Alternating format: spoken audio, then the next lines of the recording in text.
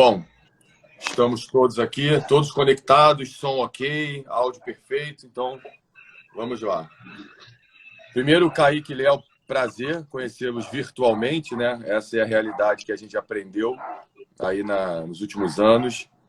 Luciana, já vejo todo dia, então, mas é sempre um prazer revê-la aí virtualmente também, porque passamos muitos anos, 2 anos aqui nesse ambiente, fazendo live, e isso me traz uma lembrança boa por conta das lives, ruim por conta dos momentos, né, que a gente teve que aprender a viver com esse assunto. Mas, enfim, hoje a gente vai conversar um pouco sobre propriedade intelectual, né? Hoje é dia 26 de abril. 26 de abril é o Dia Mundial da Propriedade Intelectual.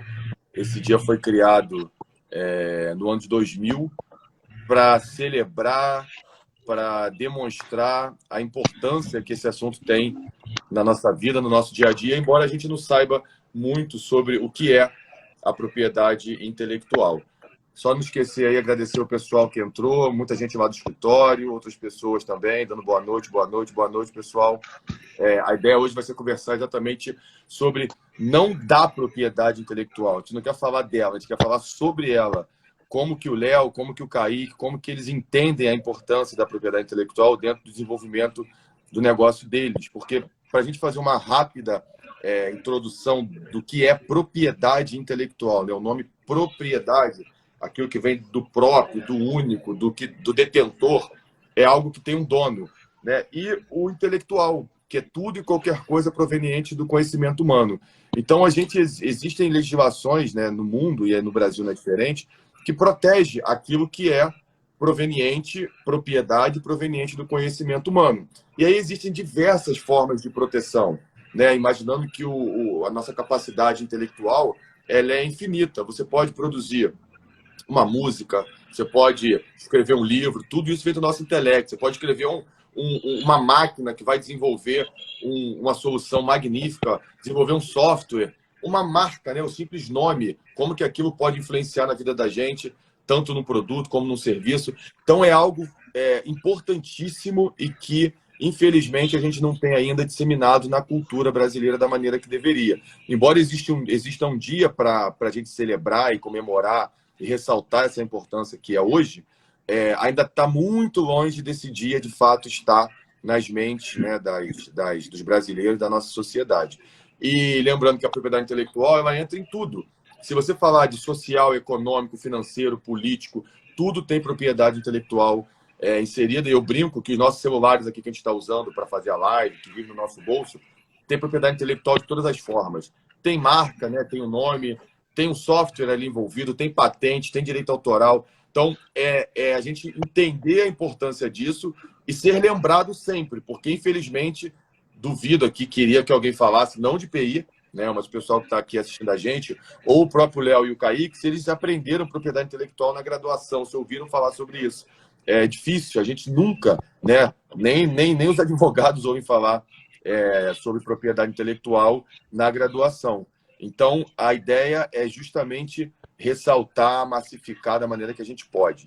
Estamos muito à frente de anos atrás, né, com relação a como esse assunto anda sendo conversado, citado, para que ele possa começar a chegar no mínimo do espaço que ele tem que ocupar, que é o próprio INPI, né, que é o Instituto Nacional da Propriedade Industrial, criando um prêmio chamado Prêmio PI, que é para disseminar esse conhecimento, esse tema, nas escolas, lá na base, no ensino básico, no ensino fundamental. Aí sim, a criança entender que propriedade intelectual o que é. Não precisa saber, mas precisa entender que isso existe. E que quando crescer, inventar algo, quando chegar aí no momento que o Kaique e o Léo chegaram, né, de ter que usar a propriedade intelectual, como que eles vão saber fazer isso. Bom, Luciana, eu te passo a palavra para você falar um pouquinho e depois a gente apresenta Léo e Kaique e vamos trocar uma ideia, conversar, fazer pergunta, ouvi-los. E a ideia é essa. Acontece a importância para eles. Para a gente já sabe. A gente quer saber para eles como isso é importante. Pegando um pouquinho esse gancho que você falou da PI nas escolas, né? Até a Karina Ed, que é uma grande amiga minha, falou: eu estudei propriedade industrial porque ela fez desenho industrial na PUC. Mas pegando um pouquinho esse gancho, não é só para aquele empreendedor ou aquele inventor, né? A propriedade intelectual está no nosso dia a dia como usuário também. Você tem que saber. Tinha um vídeo, né, Léo, que vocês apresentaram na API acho que foi da própria Waipo, mostrando, você não pode copiar o desenho do coleguinha. Isso leva para a vida, né? Isso não é só apenas ali para o empreendedor. Para o empreendedor, ela está mais ainda. Né? Eu faço parte de alguns grupos de empresários, né? Eu faço um especificamente do BNI, e você vê que é um grupo de 70 empresários e poucos são aqueles, agora, graças a Deus, né?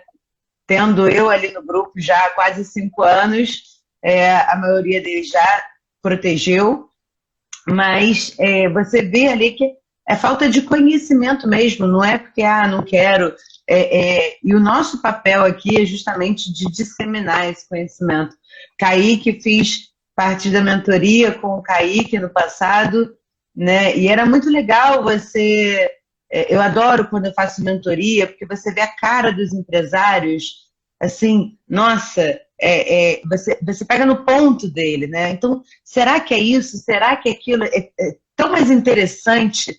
Porque a pessoa vê que ela está lidando com aquilo ali no dia a dia e ela não sabe como resolver aquilo, porque não é apresentado nas nossas faculdades, infelizmente, nem no direito. Karina é uma exceção que fez desenho industrial e, de fato, tem, sim, uma matéria de propriedade industrial lá, mas mesmo na de direito é uma eletiva, né? Então, isso é para mostrar um pouquinho, falei aqui para mostrar um pouquinho que, infelizmente, já avançamos muito, mas o nosso empresário, o empresário brasileiro, ele tá muito atrás, né, por falta de conhecimento. Então, quando vem um dia como esse, o Dia Mundial da PI, é para a gente disseminar mesmo, e é sempre muito interessante ter exemplos, né, o Kaique, o Léo Vinícius, de jovens, que inclusive o título, sempre há um título, né, sempre há um tema, né, no Dia Mundial. E o Dia Mundial da PI esse ano é propriedade industrial e a juventude. Então, é muito interessante você ver a preocupação que hoje os jovens têm, e é isso que por isso que a gente quis fazer esse convite aberto para 2 jovens que, sim, sempre se preocuparam com a propriedade industrial. Eu então aproveito, Luciana, e começo, né? Vou começar falando com o Kaique Espampado. Kaique, vou dar uma resumida aqui no teu currículo, que é bem extenso, porque o Kaique, ele acelera startup. Então, cara, ele está no meio de um processo muito complexo, que é a propriedade intelectual e a startup na outra ponta, que é o caso do Léo, que a gente vai comentar. Então, vamos lá. Kaique é doutorando e mestre em gestão de inovação, com ênfase no engajamento entre corporações e startups. Atua na área de Innovation Digital Products, na Falcone, tem experiências em diversas áreas, inovação aberta, acelera startups, presta consultoria na área de empreendedorismo e inovação. É professor de MBA na Poli, na UFRJ, em diversas áreas, conselheiro fiscal do Instituto Garagem, uma organização sem fins lucrativos que auxilia spin-offs universitárias.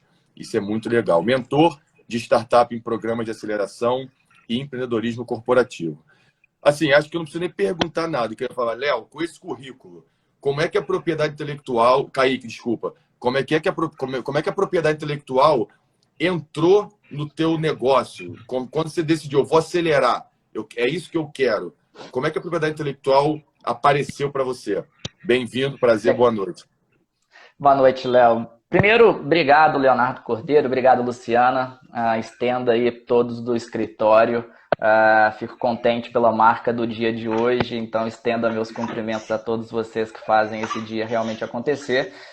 Cumprimento aqui meu colega Leonardo Vinícius, de algum tempo juntos e até hoje em outros negócios. Mas indo direto à sua pergunta, Leonardo, voltando um pouco, tá? Também não estudei propriedade industrial na graduação e acho que difícil quem estude isso.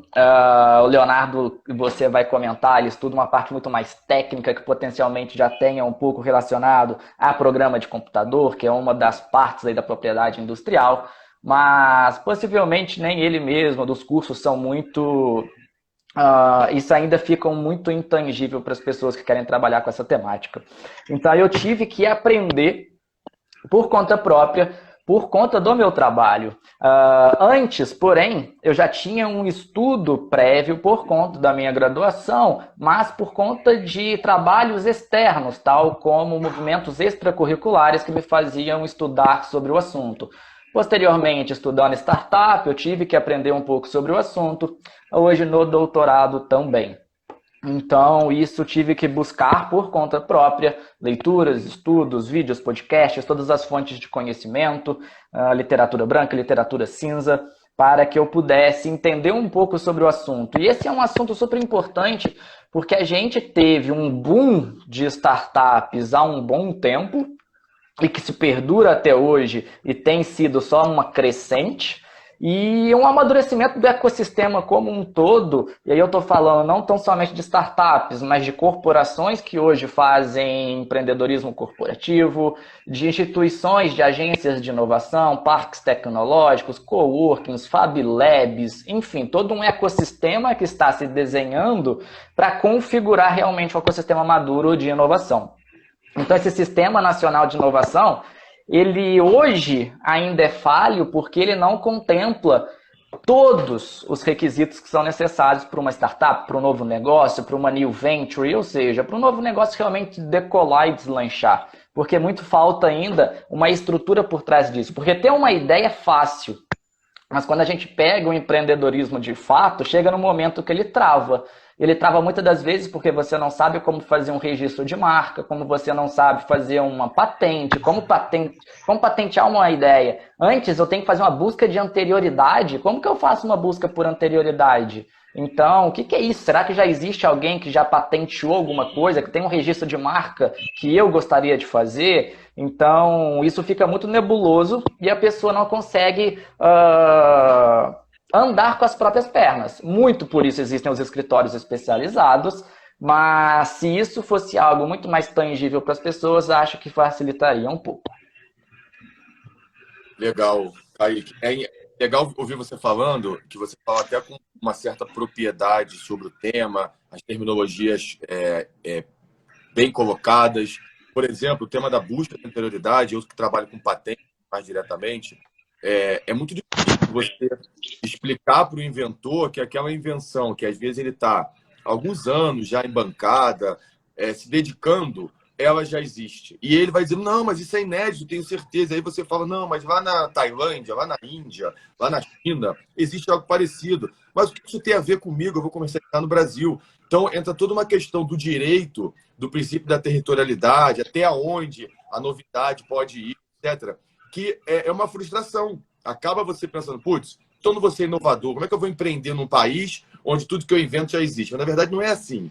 É porque você, antes de inventar, deveria ter toda essa preocupação, buscar um ecossistema favorável, buscar apoio, buscar auxílio, para que justamente você não caia nesse erro, que é o que a gente mais encontra. Pós-investimento feito, assunto mais ou menos encaminhado, aí a marca já existe, a invenção já tem algo semelhante, etc.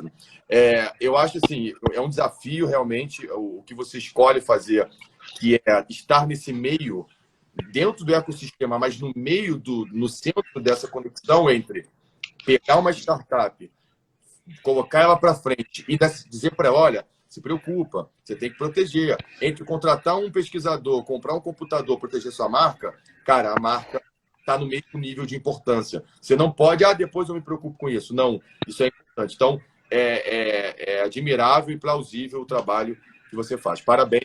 Não te conhecia, mas pelo pouco que você falou, já sinto que temos uma pessoa que conhece a importância da propriedade intelectual. Muito legal. E aproveitando aqui já o tema, eu passo para o Léo Vinícius a palavra, já com algumas perguntas. E apresento o Léo, ele é graduando meu xará, graduando em ciência da computação, tem experiência como engenheiro de software, com foco em soluções bancárias e empreendedorismo. Existe um negócio muito grande nessa área, né? Desenvolvimento de software para a área bancária, até por questão de segurança, etc. E é fundador da startup Thinkerside. Léo, conta para a gente um pouquinho como foi o teu encontro com a propriedade intelectual, como foi de ter que lidar com isso e se isso foi no momento certo, se você já conseguiu entender o quanto que isso é importante no negócio, ou se você ainda está nesse momento de descoberta. Boa noite, bem-vindo. Beleza, boa noite, pessoal. Queria agradecer pelo convite, né? Participar dessa live aí. Então, na verdade, a gente era tudo universitário, né? A gente estava na faculdade. Nós somos um grupo de amigos e viramos sócios e a gente está empreendendo agora. Tudo começou, né? A gente montou ideias, formulou tudo certinho e a gente começou a procurar uma mentoria. Foi até onde a gente conheceu o Kaique, ele que fez a nossa primeira mentoria. E através dele, né, a gente conheceu sobre o que é propriedade intelectual. Depois também a Luciana fez uma live lá com a gente, explicou tudo certinho. E logo de cara, assim, a gente já decidiu que era muito importante pra gente, porque a nossa ideia é muito incrível. E a gente é uma empresa de software e a gente faz muitas coisas. Mas a ideia inicial mesmo da gente, né, a gente sentia que precisava ter uma patente, assim, porque ela é meio inovadora, ela vai ser meio inovadora no Brasil. Não existe muitas empresas que fazem isso, na verdade. E, além disso, né, também nós somos uma empresa que produz software. A gente conversou entre a gente e decidiu investir mesmo na área de patente, né, de intelectual. Daí eu falei com a Luciana, tudo, ela me explicou como funciona. Eu desconhecia bastante coisa, eu realmente conheci mesmo a partir deles, né, do Kaique e da Luciana, eles que me instruíram ali. E a gente foi conversando, né, eu e meus sócios, para realmente investir nessa parte, porque é muito importante. E a gente é novo no mercado também, né, faz um ano mais ou menos que a gente está aí e a gente está crescendo, graças a Deus. Tá dando tudo certinho, mas... Que bom. Eu tenho uma dúvida, Léo, que ter se preocupado com isso, ter encontrado o Kaique foi um momento perfeito para que você provavelmente não entrasse pelo caminho de deixar de proteger algo, ou se não protegeu é porque não se pode proteger, por exemplo, o software por patente no Brasil. Existe uma legislação que determina que existe uma lei para a proteção do software e não é a patente o melhor caminho, mas pode ser. Então, quando você entra nesse nicho, né, ter que entender a propriedade intelectual, infelizmente não é o melhor caminho. A ideia é que você já tivesse a base, né, de saber, eu vou por aqui porque eu sei o que pode ou o que não pode. Mas no pior cenário, embora fique redundante, no pior cenário, o melhor é encontrar alguém como o Kaique, que vai, mesmo que no momento ali da decisão, onde vocês estão em conversa, né, sócios, esses jovens sócios, o que é muito interessante, e mais jovem, né, que está na formação. Esse barulho é meu, não, né? Não, mas o seu som está falhando um pouco para mim. Vamos lá, deixa eu tentar reposicionar aqui. É porque eu não botei o microfone, meu fone, que meu fone tá meio ruim. Mas tá ainda agora ou não? Melhorou. Tá. Vou levantar aqui um pouquinho, porque ele fica batendo aqui embaixo. Então, às vezes, é melhor encontrar tarde do que não encontrar. Porque a gente já pegou diversos casos, e aí eu vou aproveitar e passar a palavra para a Luciana, para ela contar um pouquinho dessa experiência no BNI. O que é o BNI? Né? É um grupo de negócios, né? Um grupo de empresários já um pouquinho mais avançado, né? Às vezes já com o negócio estabelecido, com uma ideia do que vai se desenvolver praticamente pronta, mas com as mesmas dúvidas, Léo, que você. E esse cara já está há 15, 10 anos no mercado. E às vezes para discutir aquela marca que ele não registrou há 10 anos atrás. E ainda dá tempo de fazer, mas a patente, por exemplo, não tem como. Então, Luciana, conta pra gente um pouquinho dessas experiências que você tem aí diárias, né, praticamente, de empresários não tão jovens, mas que ainda têm dúvidas de empresas jovens, por exemplo. Não, sem dúvida. Eu dei um exemplo, né, que são os 70 empresários lá no BNI. BNI é Business Network International. No meu grupo, somos 70 empresários. Desses 70, eu te diria que mais de 50 ou 60, quando eu entrei, não tinham suas marcas protegidas. E aqueles que se preocuparam, fizeram por conta própria, que também dá um medo. Por quê? Porque a pessoa perde prazo. E aí eu tenho um caso até muito... um exemplo real, um membro do BNI, por exemplo, em que ele fez para a marca por conta própria. Aí quando ele me conheceu, eu dei entrada lá. Que legal, não sei o que, como é que tá? Não sei, já tem uns 3 anos. Eu falei, oi? Peraí, vamos ver. De fato, antigamente até era assim, né? Agora o NPI tá mais rápido. Hoje em dia, em torno de 10 meses, você já tem aí um pedido analisado pelo NPI. E aí, quando a gente olhou, de fato, o NPI tinha deferido a marca, só que ele não pagou as taxas finais e o pedido foi arquivado. E aí ele falou assim, bom, então vamos apresentar de novo. Já por aí, por si só, já seria um retrabalho, um custo a mais e tal. Aí quando a gente foi entrar de novo, apresentar um novo pedido, fazer a busca, fazer a pesquisa, qual não foi a surpresa? Uma outra marca idêntica tinha sido apresentada naquele mesmo segmento. Aí teve até a discussão, será que a gente pode apresentar com o usuário anterior de boa-fé? Não, o usuário anterior de boa-fé, só explicando aqui rapidinho, a lei brasileira, ela determina que aquele que já usava a marca pelo menos 6 meses antes, ele até pode apresentar uma oposição, uma nulidade com base nesse usuário anterior de boa-fé. Mas o fato dele ser um requerente, né, ele apresentou um depositante de um pedido que foi arquivado por falta de pagamentos de taxa final, já exclui ele como um usuário anterior de boa-fé. Então, assim, mesmo aquele que tinha ali uma preocupação em, eu tenho que proteger minha marca, foi fazer por conta própria, que é super temerário.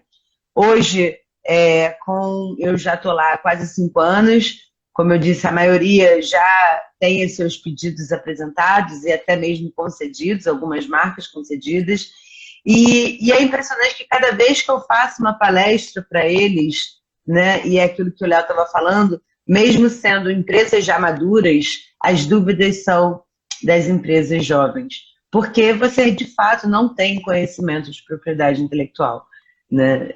O nosso empresário está mudando muito isso, já estou nessa área há 17 anos e vem mudando bastante, mas ainda assim, poucos são...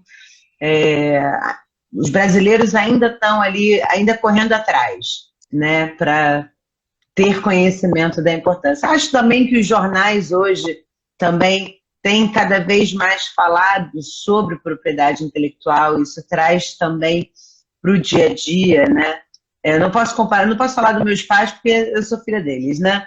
Então eles já estão ligados com propriedade intelectual, mas toda vez que a minha mãe vê uma reportagem sobre alguma coisa no jornal, e que por incrível que pareça é mais comum do que, né, do que a gente imagina, ela vem me falar, eu vi isso aqui no jornal, eu vi isso aqui no jornal. Ou seja, é um tema que já está saindo e já está sendo mais divulgado e acho que todos temos a ganhar. E nesse período aí agora que passou, quer dizer, que passou, que a gente está passando, espero que essa pandemia vire uma endemia e a gente viva, né, sem esse problema aí para o resto do tempo.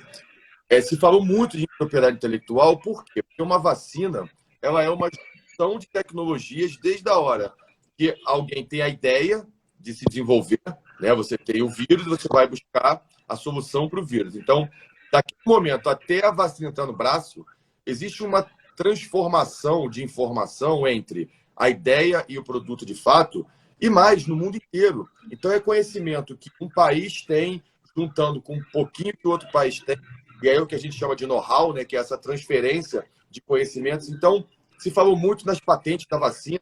Porque tem a patente da vacina A e tem... Não existe a patente da vacina. Uma vacina organiza, acumula dezenas de patentes, porque são patentes específicas para cada composto, para cada parte da vacina, assim, falando um termo mais, né, mais do dia a dia, existe uma patente envolvida, o método de desenvolvimento, um processo, enfim, é um tema que foi aparecendo um pouco mais para que a gente pudesse tentar entender. Mas, por outro lado, também existia uma visão de não, então não pode ter patente, se tiver patente as pessoas vão ficar sem vacina, vão morrer, não vai ter, a vacina vai ter um detentor e esse detentor não vai vender num preço acessível. Então, é uma confusão de informação que, de fato, a gente precisa insistir em falar sobre isso. E esse tema desse ano, né, que a OMP, que é a Organização Mundial da Propriedade Intelectual, criou, ele é muito bem-vindo porque fala do PEI na juventude, porque deu aquele start. Não adianta a gente ficar discutindo propriedade intelectual quando entrar no mercado para lançar um produto. A gente tem que saber isso previamente, lá na origem. Assim como o empreendedorismo, né? Hoje, há alguns anos, as graduações no Brasil, você já tem uma matéria de empreendedorismo. Claro que é muito pouco, mas já te dá uma visão do que é empreender, entender algumas situações financeiras, como é que você vai aprender a empreender. E a propriedade intelectual está totalmente conectada com esse assunto. Então, Léo, queria aproveitar aqui, está indo para meia hora aqui de conversa, mas para não deixar de tocar nesse assunto, embora a gente esteja aqui para falar de propriedade intelectual, existe um dia que é muito importante, que é o dia 19 de outubro, que é o dia da inovação. É um dia também que você fala um pouco sobre isso, conversa e tenta linkar, inovar com proteger os ativos.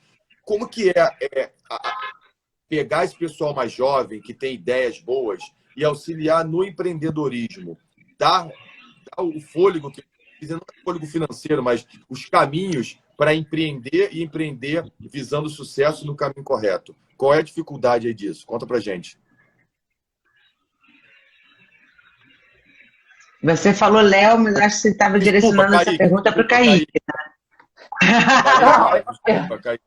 Eu estava esperando o Léo responder, mas tudo bem. Obrigado, Leonardo. Depois você responde. Mas vamos lá, o primeiro ponto, Leonardo, é o seguinte, cara, a gente tem que entender que inovação hoje ainda é um conceito, e olha que eu estou falando em 2022, muito fragmentado.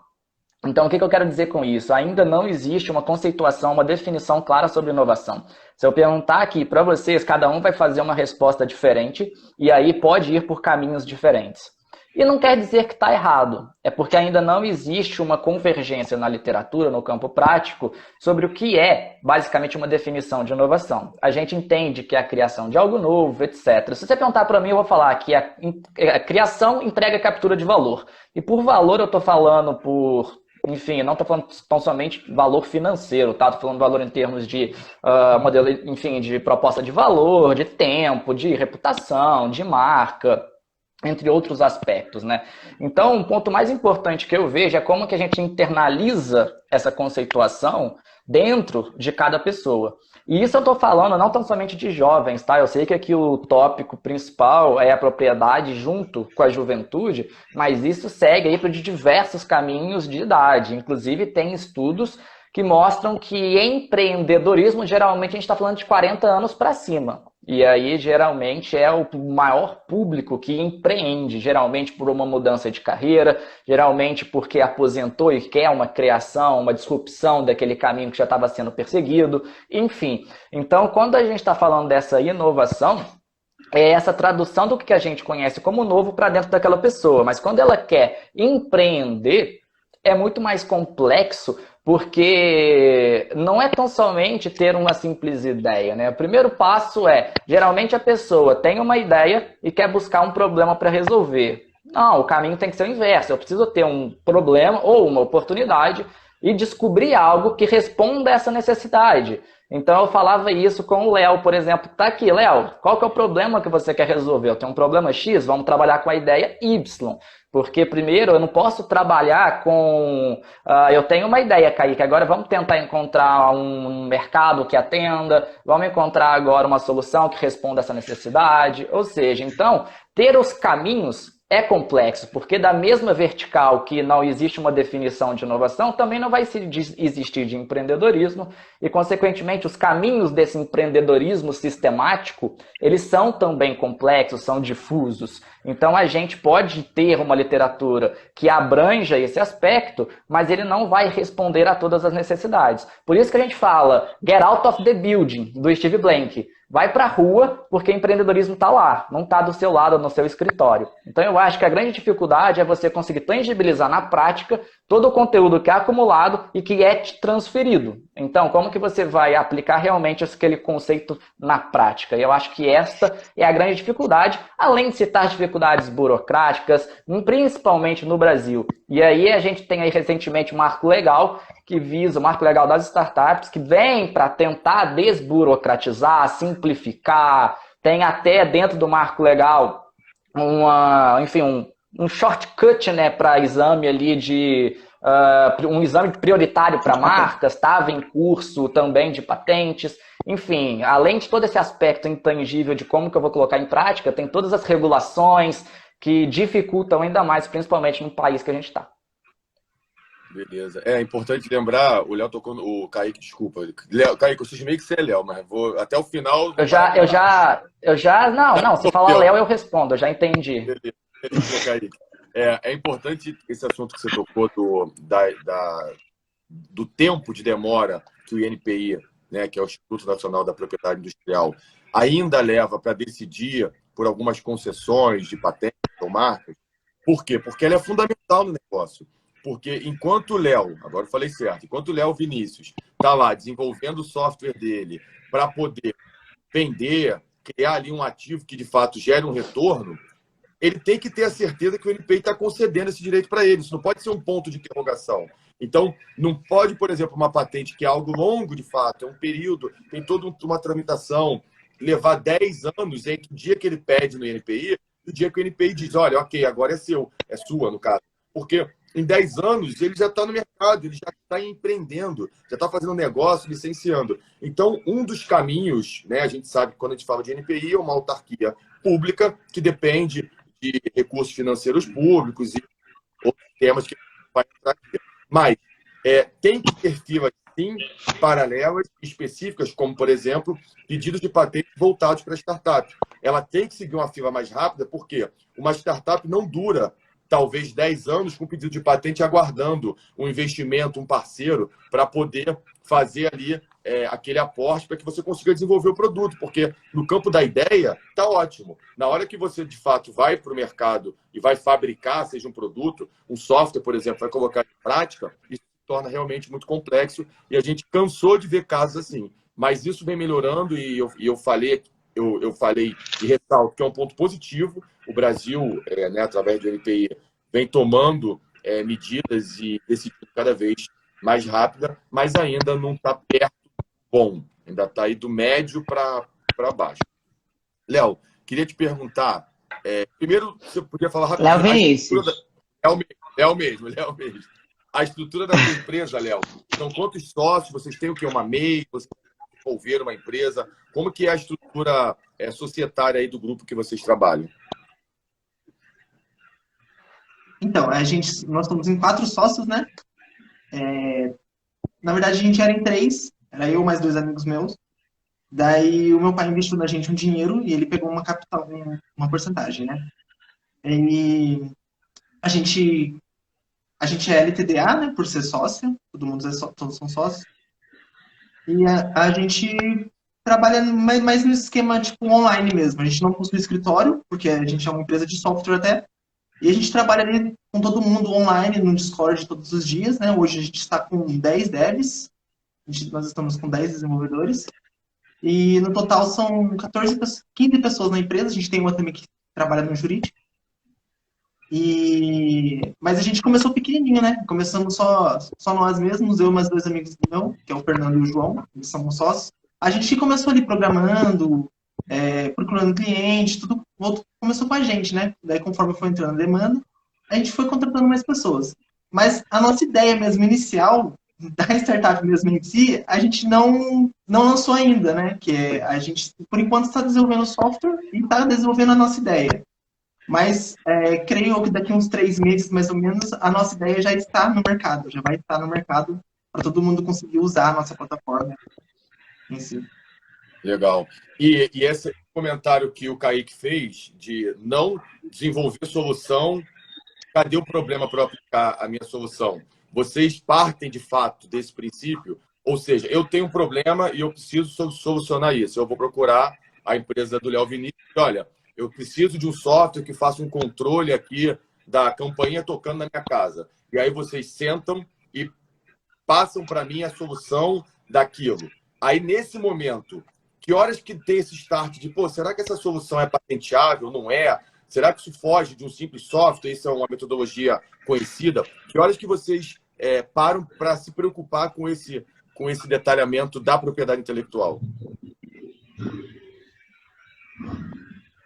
A gente se preocupa com isso já desde o início, na verdade. Porque o Kaique me instruiu bem. Então, eu até falo isso para os meus clientes, né? A gente instrui ele, a gente usa o método Scrum Master, então a gente tenta captar o máximo do que o cliente realmente precisa naquele momento, né? Tipo, qual é a maior dor dele naquele momento, para a gente realmente fazer um software que vai ajudar ele o mais rápido possível, para depois ele implementando melhorias no decorrer, né, da sua caminhada aí. Então, a gente realmente já atinge realmente as maiores dores já no início. Legal. Um último tópico aqui para a gente não deixar de tocar nesse assunto. Na nossa área da propriedade intelectual, a gente anda discutindo muito um tema que nem a gente sabe direito como vai ser, que é a propriedade intelectual no metaverso. Então, existe uma discussão, existem palestras, existem temas jurídicos, porque isso vai muito a parte técnica, né, do desenvolvimento. A gente está vendo que ela está se desenhando, mas a parte jurídica de como proteger algumas soluções no metaverso, ela ainda é um ponto de interrogação e a gente está tentando entender juridicamente como que isso pode acontecer. Um exemplo assim, até antes do metaverso, falando de inteligência artificial, houve um caso que vocês devem ter ouvido falar, que é o caso Davos, de uma solução, um desenvolvimento que não foi um autor diretamente, que foi ali um Léo Vinícius que desprogramou aquele software, não. Um robô desenvolveu uma solução e o dono desse robô entendeu que o autor dessa invenção deveria ser o robô. Pronto, quem é o inventor? De quem é o direito moral, né? Quem foi a criação daquele desenvolvimento? Não, foi o robô. Ele captou informação dentro daquela situação, entendeu um problema e deu uma solução. Eu só montei esse robô. E os países não estão prontos para terem robôs como autores de invenção. O Brasil, por exemplo, não tem. Na nossa Constituição, na nossa lei da propriedade industrial, está escrito lá que o inventor é uma pessoa física que tem a aplicação do direito moral. O inventor sempre tem que ser citado quando ele inventa alguma coisa. Ele pode até não ser o detentor do direito patrimonial, que vai vender, licenciar, que vai ganhar dinheiro, né, para usar o português aqui mais claro. Mas ele tem o direito de dizer, não, existe uma patente da empresa FTDA da vida, que o Léo Vinícius não trabalha com ela, não tem nada a ver com ela está miliardária. Mas o Léo Vinícius inventou esse desenvolvimento, então ele tem que ser citado como inventor. Isso aí não é opcional. E para o robô não existe essa previsão. Então a gente está começando a discutir propriedade intelectual no metaverso, que na teoria não existe humano, né? Pelo menos é a ideia, e a gente não tem nem como proteger hoje um desenvolvimento feito por um robô na vida real. Então, queria ouvir um pouco de vocês, né, na ordem, pelo primeiro o Kaique mesmo, e depois o Léo. Como que vocês estão vendo empreender, inovar, propriedade intelectual? Como que o metaverso aparece para vocês num futuro assim muito próximo? Beleza, obrigado pela pergunta. Esse é um ponto polêmico, mas é um ponto importante de se discutir, tá, Leonardo? E aí, por que eu falo isso, né? Porque teve um hype muito grande de metaverso, quando Mark Zuckerberg e companhia começaram a introduzir essas conceituações, que não começa de agora, então isso já vem se desenrolando há algum tempo. Mas quando a gente fala de metaverso, isso surge muito a partir de Mark Zuckerberg, trazendo essa conceituação. Mas, ou seja, de não humanos pertencentes àquele espaço virtual, qualquer que seja. Mas quando a gente para pensar, a gente tem que entender, por exemplo, existem outras tecnologias que também são complexas de se imaginar. Uma realidade virtual, uma realidade aumentada. Quando a gente trabalha com, enfim, outros tipos de tecnologia que estão percorrendo aí a indústria 4.0, essa revolução industrial nova, né? Então, eu até peguei aqui um livro que chama Futuro Presente, que é do Guy Perremutter, Ele ganhou aí algumas premiações nacionais e internacionais. Ele é um livro além de ser em português, que facilita a leitura aí de todos, ele fala sobre as tecnologias que estão mudando essa revolução industrial. E aí ele vai falar de digital twins, de realidade aumentada, de realidade virtual, de robôs, enfim, de várias questões que tem um ponto de interrogação trazido nisso. Porque a ideia é o futuro presente, ou seja, como que a gente consegue antecipar o que já era para já está ocorrendo, mas era para ocorrer só a posteriori. Então são pontos de interrogação que nós não temos a resposta, tal como vocês, que são especialistas nisso, não têm.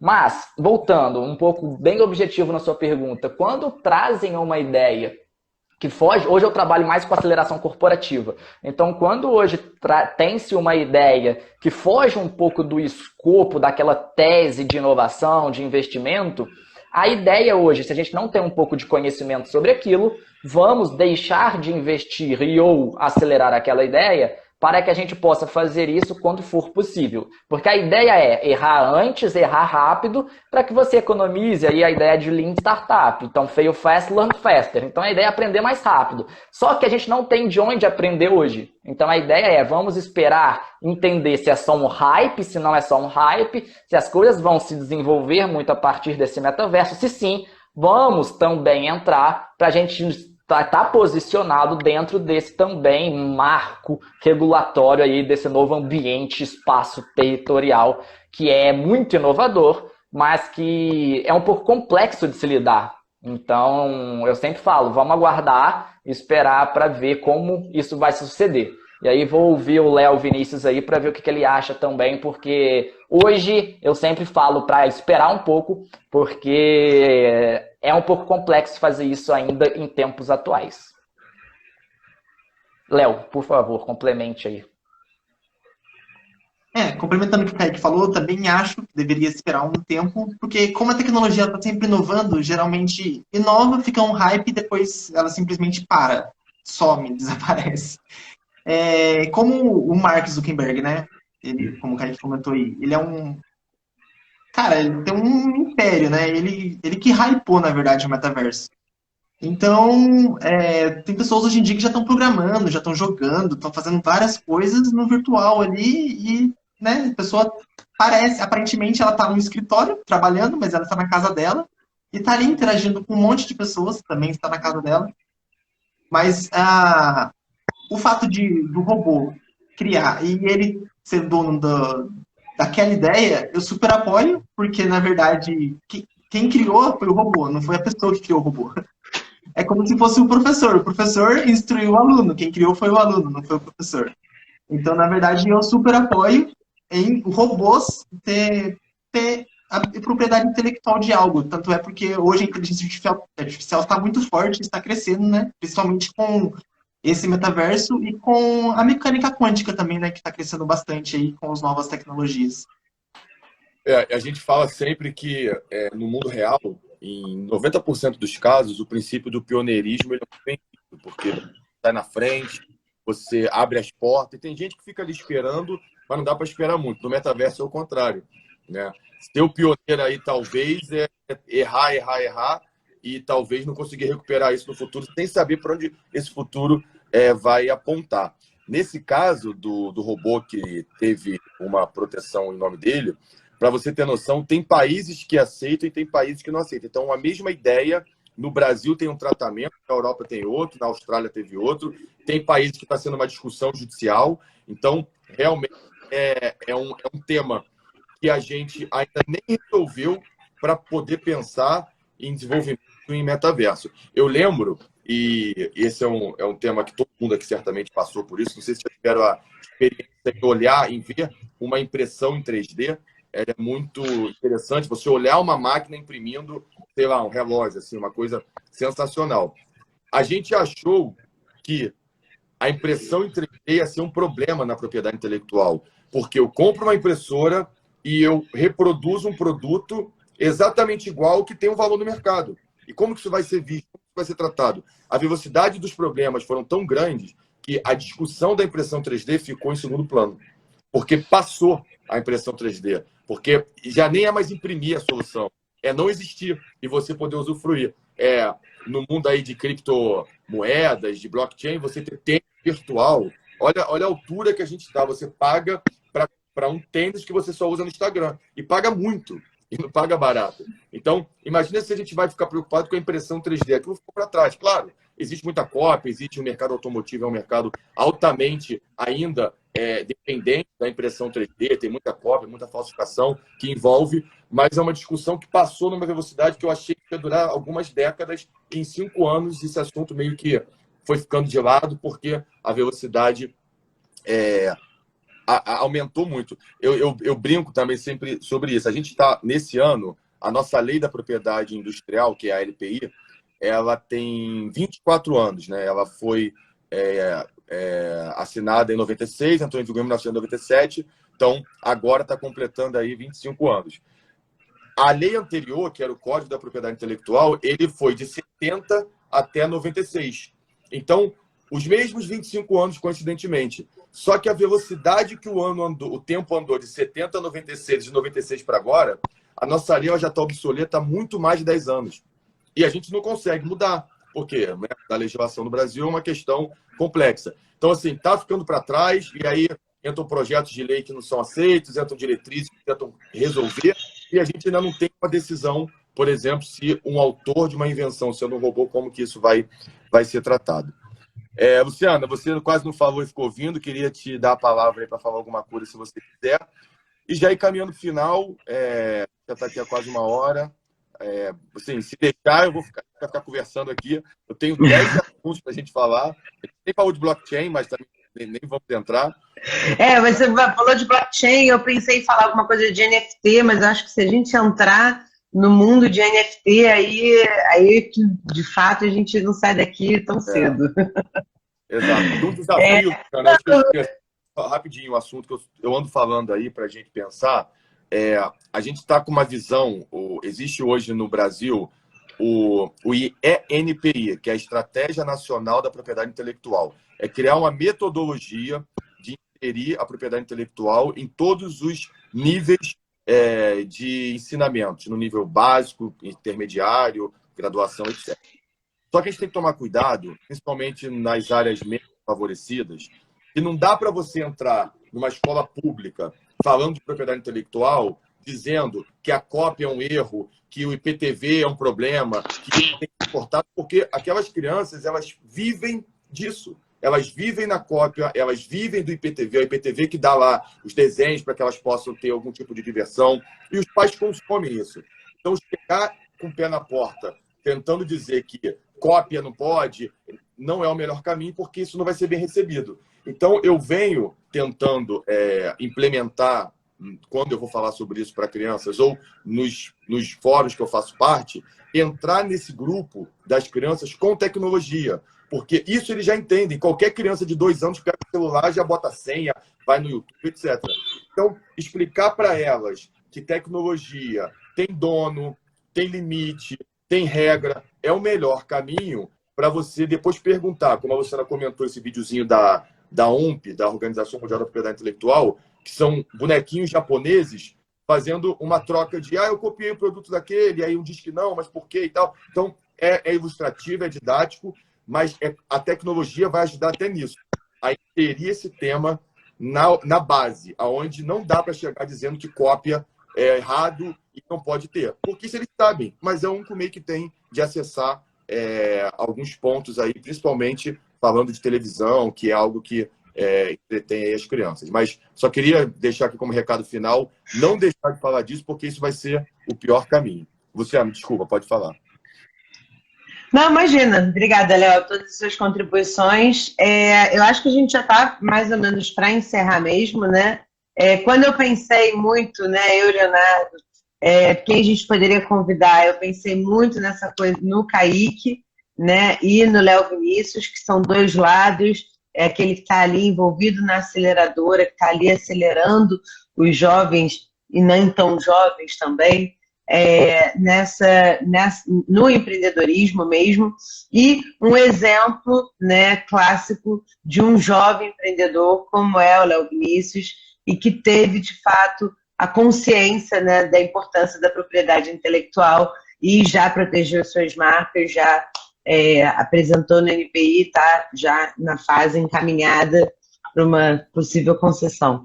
Mas procedeu por todas as medidas, fez a busca de anterioridade, ou seja, adotou exatamente da forma como deve ser feita. E isso a gente tem que valorizar muito, né, Léo? E também essa coisa vinda do CAI. Oi? E parabenizar. Exatamente, valorizar e parabenizar. E esse foi muito o intuito dessa live, né? A gente conversando, a celebração do Dia Mundial da PI com a juventude e valorizar e parabenizar aqueles que se preocupam e quem sabe divulgar mais e mais e mais para que outros empresários, outros empreendedores também tenham essa consciência da importância da proteção. Kaique, Léo, palavras finais para a gente terminando. Beleza. Pessoal, só para finalizar, eu queria dar a sugestão para quem está aí, que vocês espalhem isso. O INPI lançou aí o ano passado um relatório que chama, ou algo similar, tá? O panorama da utilização de sistema de propriedade industrial por startups, algo assim. Vocês vão encontrar lá no Núcleo de Inteligência em Propriedade Industrial, junto com o Sebrae. Então, foi feito em 2019, atualizado em 2021. Para quem curte aí a temática de startup, acho que vale super a pena, porque demonstra ali alguns números. Então, só para citar, highlight aí do estudo, aproximadamente 4.700 startups ali mapeadas. Hoje, mais de 20 mil, tá? Mas, tomando como base este número, a gente tinha ali 3.600 ativas e poucas, 50% ali, basicamente metade, com algum ativo protegido, enquanto 50% sem ativo protegido. Então, isso é um número ainda muito gritante e é importante. Esse estudo já é um passo importante para estar mostrando a importância para startups, e aí é um assunto super delicado para a gente estar tratando. Mas finalizo aqui minha fala agradecendo Luciana Noronha, obrigado, carinho de sempre. Fica aqui minha gratidão pelo convite. Leonardo, prazer te conhecer. E Léo Vinícius, parabéns aí pela trajetória e pela parceria de sempre. Passo a palavra para você. Antes de passar a palavra, eu queria dar parabéns para o escritório que fez, vai fazer ou está fazendo 10 anos ou algo parecido. Então fica aí os parabéns para vocês e todos os sócios aí. Léo, por favor. Eu queria agradecer mesmo pelo convite. Obrigado, Luciano. Obrigado, Léo aí. Obrigado, Kaique, né? A gente sempre está junto aí nas caminhadas. E pessoal, protejam suas ideias, é muito importante. Muito bom, Kaique. Bom, Léo, Luciana, né? Obrigado por sempre, essa parceria que a gente sempre consegue reunir e criar momentos assim tão interessantes. Como a Luciana disse, Dia Mundial da Propriedade Intelectual, 23 de abril, com o tema PI e a juventude, ou seja, esse quadrado aqui tem tudo isso, PI e juventude. Só isso que eu queria. Agradecer a todos vocês, o pessoal aí que participou, fez comentários, acho que a gente não conseguiu ler, mas a Luciana comentou alguns. Eu vou tentar não errar para deixar gravado, né, para que a gente possa deixar na nossa rede social e não perder essa 1 horinha de bate-papo, que foi muito interessante. Valeu, pessoal. Boa noite, um abraço, bom final de noite para todos. Tchau, tchau.